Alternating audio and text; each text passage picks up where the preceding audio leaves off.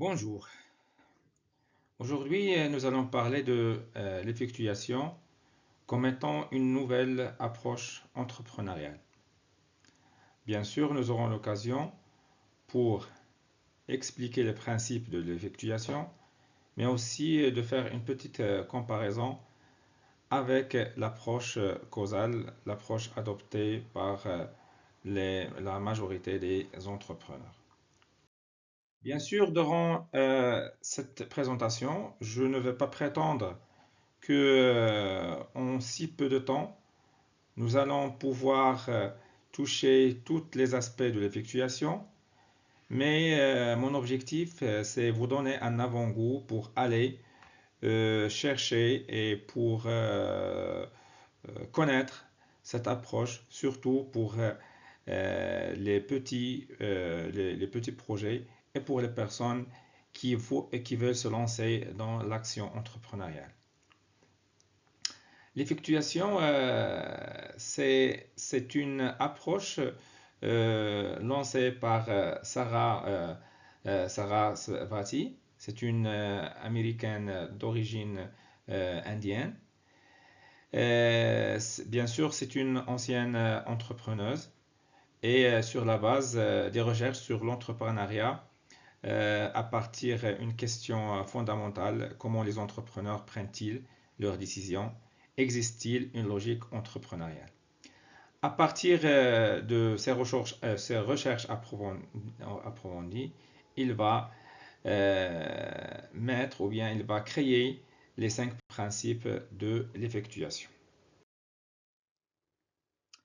Commençons par quelques mythes. Ils sont en nombre de 5 que Sarah a essayé de démolir. Le premier mythe, on dit que les entrepreneurs aiment le risque.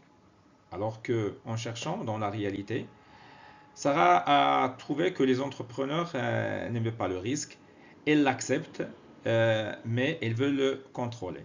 Donc, il n'y a pas une personne qui a cet amour pour le risque, mais au contraire, le risque s'impose et on essaie de le contrôler comment? En limitant les investissements, en avançant étape par étape et en partageant le risque avec les partenaires. Le deuxième mythe, c'est qu'il faut une grande idée pour démarrer, ce qui n'est pas toujours vrai. Les grandes idées, ce sont des cas exceptionnels. L'aventure entrepreneuriale débute par des idées simples qui se développent avec le temps. Donc on n'a pas besoin de grandes idées pour démarrer. Surtout, on a besoin d'aller vers l'action et de contrôler l'évolution de son action en le développement selon les moyens de bord et l'action de l'environnement. Le troisième mythe, c'est que les entrepreneurs sont des experts en prévision. C'est aussi faux. Ce n'est pas le cas. Les entrepreneurs ignorent délibérément les tendances évidentes et les prédictions. Donc, la meilleure façon pour prédire l'avenir est de le créer soi-même. De ce fait, les entrepreneurs ne prédisent pas l'avenir, mais cherchent à le contrôler. Ils agissent sur l'environnement, le transforment et créent leur marché. Et d'habitude, ou bien en analysant le parcours de beaucoup d'entrepreneurs qui ont réussi dans l'entrepreneuriat, vous allez trouver qu'il y a une grande différence entre leurs idées au début et le projet, comment, ou bien l'entreprise, comment il s'est développé. Le quatrième mythe, c'est que les entrepreneurs sont des super héros, ce qui n'est pas aussi vrai. Euh, sur la base des études, on ne trouvera jamais que ces entrepreneurs ont des aptitudes exceptionnelles. D'ailleurs, la biographie nous montre une vision biaisée de ce qui a été le chemin des entrepreneurs à succès et généralise des parcours extraordinaires. De ce fait, il existe différents profils d'entrepreneurs. Donc, chacun de nous peut être un entrepreneur à sa manière et en se basant sur ses compétences. Le dernier mythe, c'est les entrepreneurs réussissent seuls, ce qui n'est pas vrai, ou bien c'est très rare les personnes qui ont réussi seules, mais surtout la réussite d'un projet entrepreneurial, c'est une co-construction, c'est un travail de groupe. De ce fait, l'entrepreneuriat est un exercice social. La réussite de l'entreprise dépend de la réussite de l'équipe. La capacité à susciter l'engagement de toutes les parties prenantes et la capacité à fédérer les parties prenantes dans le projet entrepreneurial. Maintenant, pour ce qui est des principes de l'effectuation, le premier principe, bien sûr, euh, ces principes sont la création ou bien le résultat des recherches de Sarah. Le premier principe, un tien vaut mieux que deux tu l'auras. C'est-à-dire, démarrons avec les moyens dont nous disposons et le développement de notre projet entrepreneurial peut créer d'autres ressources et d'autres moyens qui, en conséquence, peuvent créer un autre environnement pour développer l'entreprise. Le deuxième principe, c'est le fait de raisonner en perte acceptable. Un entrepreneur, ce n'est pas un super-héros comme on l'a bien dit. Un entrepreneur, ce n'est pas une personne qui aime le risque, mais plutôt, il raisonne en perte acceptable. Limiter les risques en déterminant à chaque étape du projet ce qu'on est prêt à ou bien ce qu'on peut accepter à perdre. Troisième principe, c'est le patchwork fou. Cela veut dire que le projet, c'est une co-construction en suscitant l'engagement des parties prenantes. Plus on a l'engagement, plus le projet suscite l'intérêt de plusieurs parties prenantes, plus on peut créer les conditions favorables pour sa réussite. Le quatrième principe, c'est ce qu'appelle Sarah le principe de la limonade, c'est-à-dire la surprise, ou bien essayons de voir la surprise comme étant une possibilité d'avoir de nouvelles ressources. C'est-à-dire essayer d'être flexible et surtout chercher les opportunités qu'on peut avoir à travers les surprises qui nous cachent l'avenir. Le dernier principe, c'est le principe du pilote de l'avion. De ce fait, il faut regarder son environnement non pas comme il est ou a été, mais comme je voudrais qu'il soit et prendre conscience que je peux le faire évoluer dans le sens désiré de par mes actions. C'est une vraie invitation à agir au lieu de subir. L'environnement est là, mais quelle est mon action? Qu'est-ce que je dois faire pour que les conditions de l'environnement soient en ma faveur et non pas contre une petite soi-disant comparaison entre l'approche causale et l'approche effectuelle. Si l'approche causale commence par la détermination du but ou bien de l'objectif, après on est amené à élaborer notre plan d'affaires.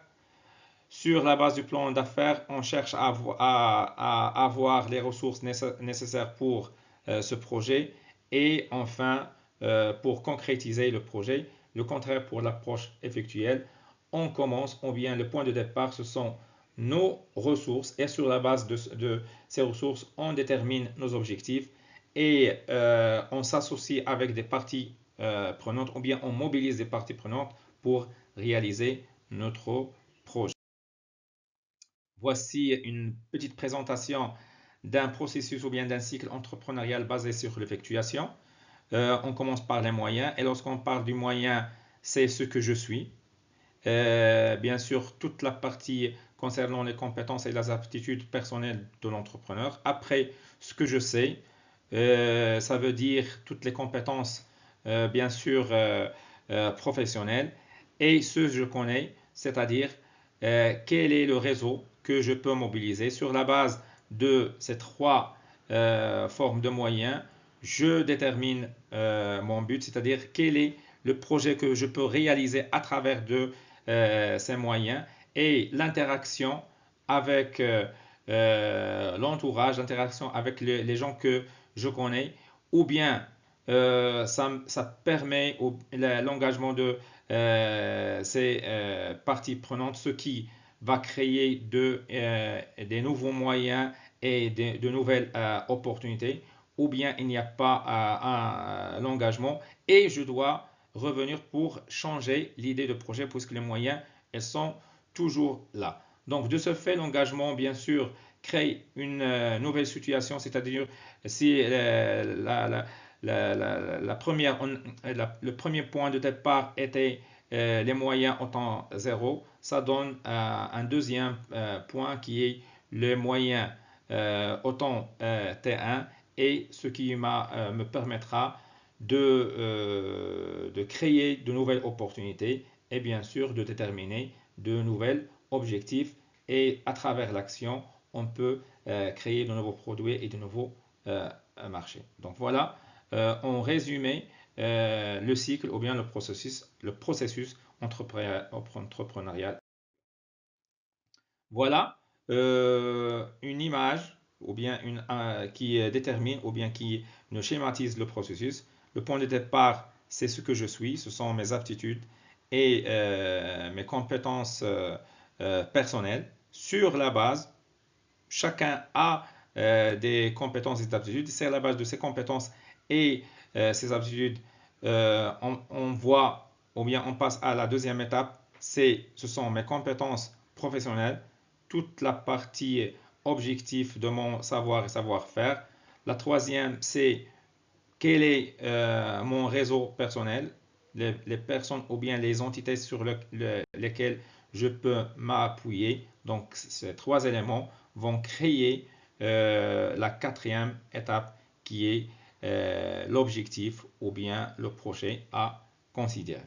La précédente slide sur la base de ce que je suis, ce que je sais, ce que les personnes que je connais, sur la base de les pertes acceptables ou bien quel est le coût que je peux endosser. Donc c'est sur ces deux dimensions, je peux créer ou bien imaginer l'idée de projet, déterminer les objectifs possibles et en fin de compte, schématiser ou bien aller vers des actions possibles dans mon projet entrepreneurial. Pour terminer, je reviens au principe fondamental de l'effectuation. Comme on l'avait bien dit, il y a le principe 1, c'est l'entrepreneur démarre avec ce qu'il a sous la main. Sur la base de ce qu'on a, on détermine une idée de projet et on détermine les objectifs. La deuxième, c'est l'entrepreneur raisonne en termes de pertes acceptables. Quelles sont les ressources ou bien quel est le coût que je peux supporter et non pas comme l'approche causale ou bien comme les limites entrepreneuriales, comme que l'entrepreneur c'est une personne qui aime et qui va vers le risque. Le troisième principe, c'est l'entrepreneur construit un patchwork fou, donc c'est une co-construction. Là, le projet entrepreneurial, c'est pas seulement un projet personnel, mais c'est un projet qui mobilise des parties prenantes. Euh, le quatrième principe, c'est le principe de la limonade. L'entrepreneur tire profit de la surprise. La surprise, c'est une nouvelle opportunité ou bien la nouvelle surprise offre de nouvelles opportunités pour l'entrepreneur. Et en fin de compte, le principe 5 qui est l'entrepreneur est le pilote d'avion. Il sait sa destination, mais sur la base du parcours, il peut prendre les décisions qui s'imposent ou bien les décisions auxquelles il serait confronté. Et bien sûr, puisqu'il n'a pas une maîtrise totale sur l'environnement, il doit toujours être flexible et doit toujours prêt à prendre des décisions qui s'imposent. Enfin, comment contrôler un futur que vous ne pouvez pas prédire? C'est simple. vous le co-créez avec des parties prenantes engagées. Merci de votre attention.